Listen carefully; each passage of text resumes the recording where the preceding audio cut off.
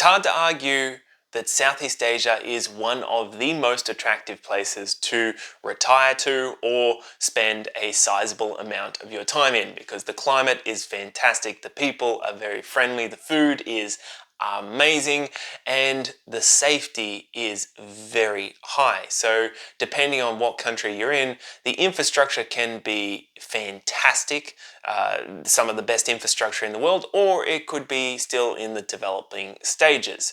So this is an interesting one for all of you who love Asia, in particular Southeast Asia, because this will really open up the Southeast Asian world for you, because it has a pathway to citizenship. That is something that is very unique in the Asian countries. Yes, you can get long-term residency. Usually it's an expensive process, a slightly complicated process. However, citizenship is usually not on the table. This country, it is. So let's explore it today. All right, let's take a look at a very interesting option. It is a country, a small country in the heart of Southeast Asia, and that is Cambodia. You see, sandwiched between Thailand, Vietnam, and Laos, right here. So, what I find really interesting about Cambodia is, as far as I'm aware, at the moment, they are the only Asian country that gives a pathway to citizenship, particularly by investment. So, that is something that's very interesting because Asia is one of the areas, or the main area, that I believe will continue to grow throughout the coming decades, and it will be fantastic to have exposure to this part of the world, particularly Southeast Asia. It is growing really well at the moment. Countries like Malaysia, Singapore, of course, has been very strong for a long time now. Thailand remains strong. Vietnam is growing like crazy. Cambodia as well. And they are benefiting and will benefit from any future growth that will come from China, of course. So let's take a look at what the options are. There's two possibilities here for Cambodia. There's the cheap and accessible option, and then there is one that involves an investment. So I'm going to take a look at both of those. Let's look at the cheap option first, and I'll click over here to this is the Cambodian Embassy website in Australia, and here it's just showing the different types of visas that they have available for Australians, but these will be very similar for most people in the Western world. And you've got the T-class tourist visa, very easy. You get 30 days upon entry. I think it's like $30 or something when you enter. And you've got the diplomatic class. That's not for most people. Official visa, courtesy visa. None of those are interesting for us. It's number 5 here, the E class, the business visa, that is interesting for us. Now, why would you be choosing that one? Because you can actually extend further and turn into what they call an EB class visa that will allow you to stay much longer. I believe it's between 6 months to a year within the country and can keep on being extended. So you can get a business visa by either applying online, or you can get it directly at the border when you arrive in Cambodia. And I've actually heard that it's easier to get it just at the border because you're dealing with a real person. They won't ask you as many questions, whereas online you'll have to fill out a bunch of forms, get everything official, give a lot of answers about what your intentions are. But at the border, people will also accept tips. So the $35, that's what I last heard the business visa costs. So an extra like $5 for the business visa. You can give an extra, $10, $20, and it will potentially help the process along. Now, whether that's legal or not, I don't know. I am not giving you legal advice here. I'm just saying that this is what I have heard is possible within Cambodia. And it's, I guess, one of the positives to Cambodia. It's more casual in regards to the interactions. And as long as you are presenting yourself in a professional manner, you're dressed kind of like for a job interview, I guess, with a business shirt on or something like that. You're looking clean. You're not looking like a hippie Southeast Asian traveler like most of the people who come through Cambodia. then you will stand out and you won't have any issue getting the business visa. So once you have the business visa, you can then extend that and turn it into an EB class visa, and you can just get a immigration agency in Cambodia that can help you do this. And I will get contacts for that, of course. And it costs around, I think it's like $300 for this particular visa, and then that will allow you to stay in Cambodia long term, and you can just keep on extending that. You'll need to get a work permit as well, and you can just say you're self-employed. They don't really go into a great deal of detail, but the work permit would be around another $200, something like that. So roughly for 500 US, you've got a straightforward pathway to staying long term in Cambodia. That is the cheap option. Let's take a look at what the more expensive option is, and that is Cambodia My Second Home, or CM2H as it is shortened to. So, this has been the government rolling out the red carpet to people, or trying to attract people who have a few more assets and who are looking to invest into Cambodia itself.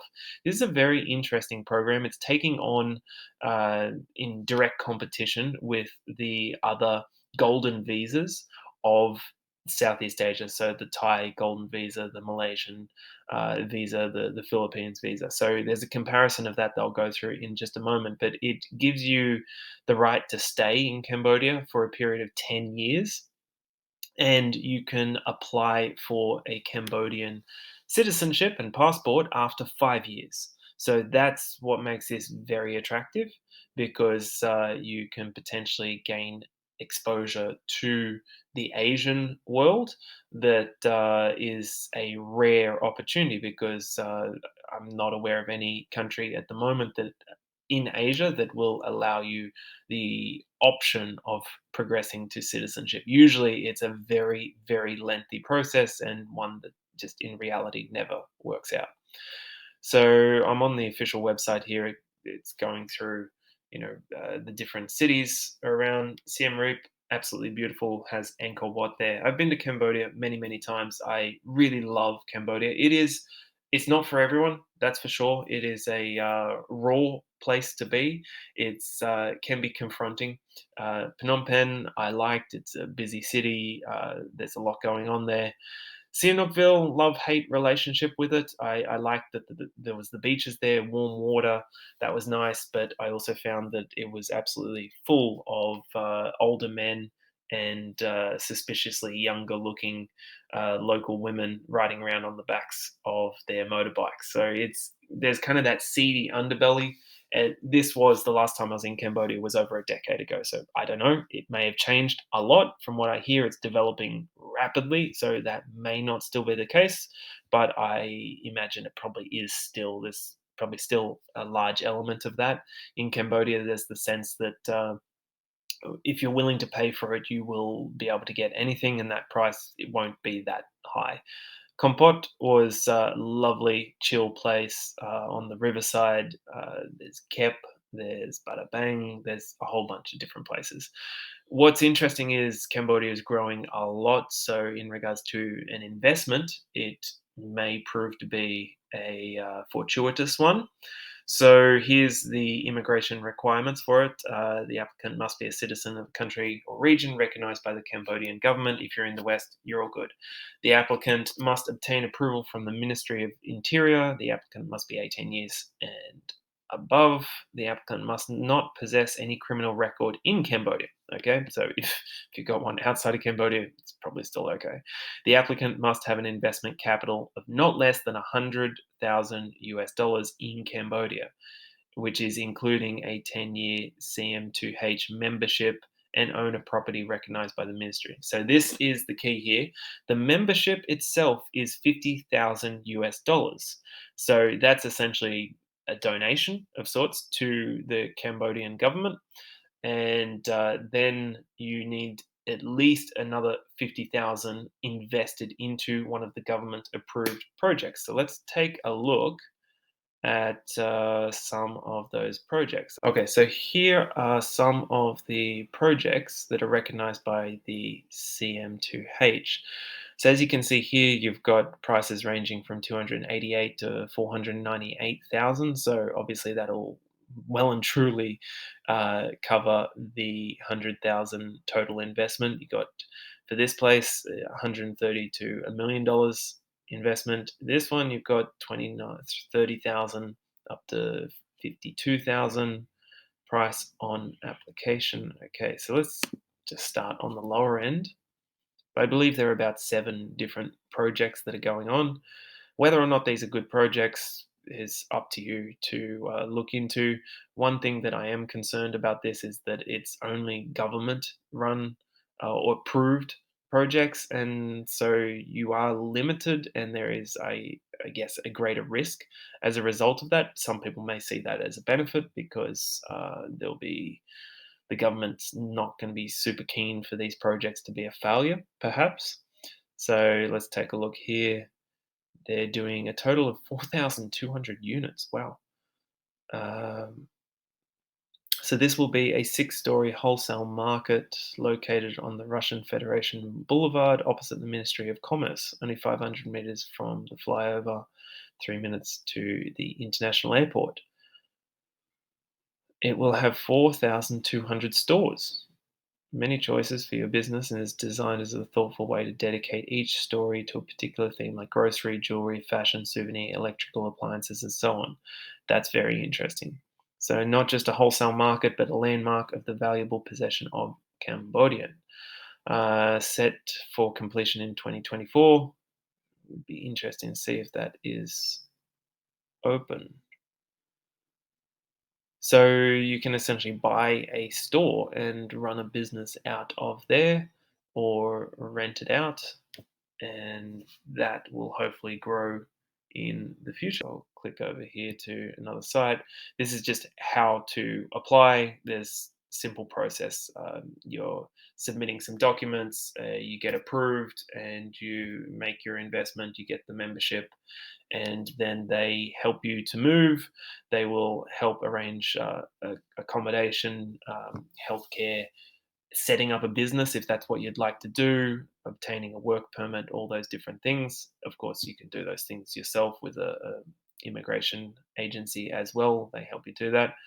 This site here doesn't know where Cambodia is on this map, as you can see over here. It's got similar shape to Cambodia, but that's not Cambodia. Anyhow, what we see here is the brief rundown, some facts about Cambodia. You got nearly 17 million people there. GDP per capita is about 1600, and what do we got? Capital city.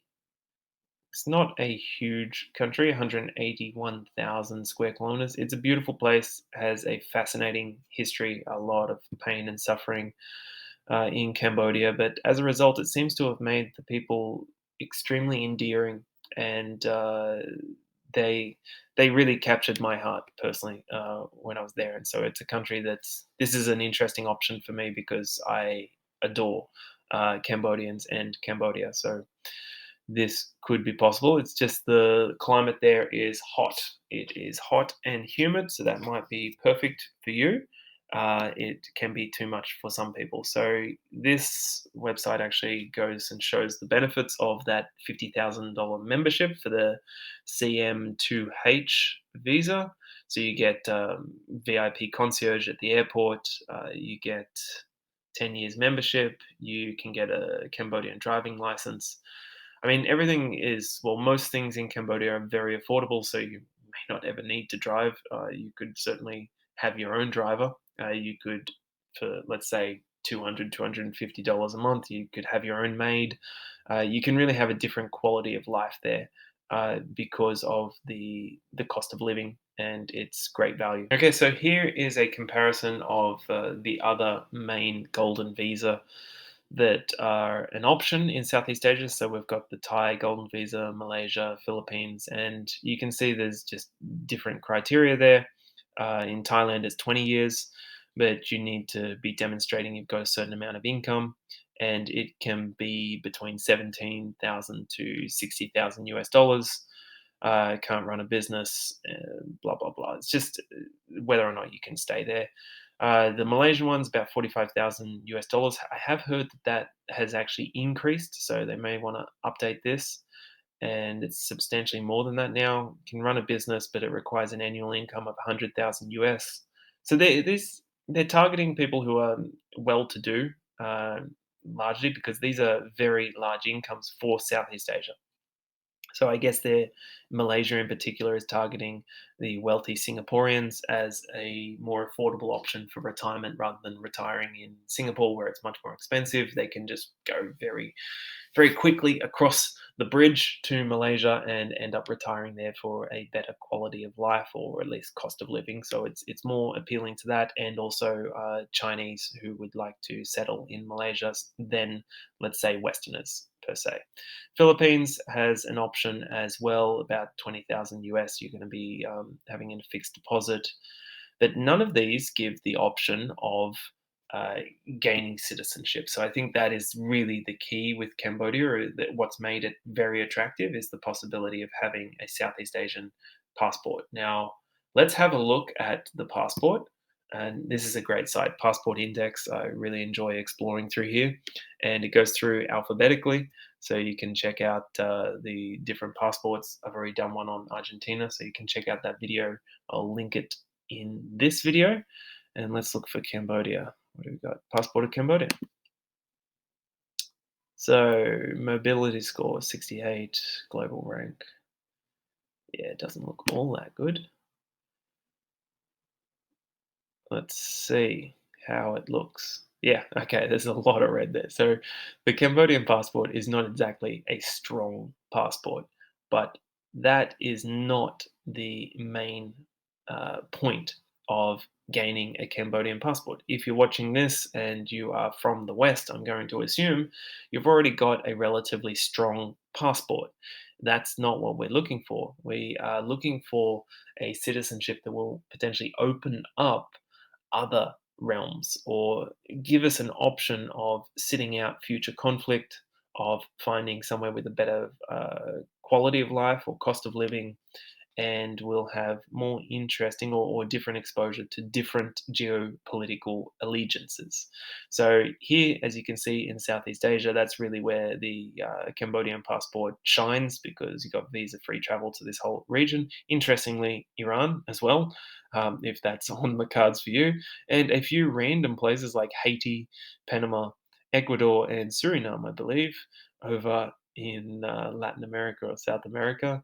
So, yes, it's not one that you necessarily want to be traveling the world with, but it does have some interesting banking options, interesting investment options, and could provide some benefits in the future as a second passport or further than that. All right, guys, if that was helpful, leave a thumbs up, a comment below if this is an option that looks great for you. I would love to hear from you, and if anyone's had any experience with Cambodia and staying long term there, I would also love to hear from you in the comments as well. I'm a new channel, guys, so I appreciate all the comments, the sharing, and the subscriptions. This is Exit West, the show where we look into the crisis that is going on in the West right now and explore the opportunities outside of the West. Look at the other options that are on the table, because I don't believe there are any perfect places out there, but I do believe that there could be somewhere that is perfectly suited for you. Let's find it together.